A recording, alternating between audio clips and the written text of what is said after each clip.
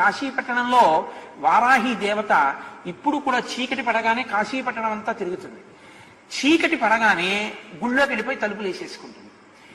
అందుకే సూర్యోదయం అయితే ఇంకా వారాహి దర్శనం ఉండదు కాశీలో, మనం చూడలేం కూడా. ఆ వారాహి యొక్క స్వరూపాన్ని దగ్గరగా నిలబడి చూడడానికి ఎవరికి ధైర్యం సరిపోదు. అందుకని ఏం చేస్తారంటే వారాహి దేవాలయం పైకప్పెక్కి సూర్యోదయానికి పూర్వమే పైన కన్నాలు ఉంటాయి, ఆ కన్నాల్లోంచి చూడాలి వారాహిని. కన్నాల్లోంచి చూసినందుకే ఉద్వేగం కలుగుతుంది.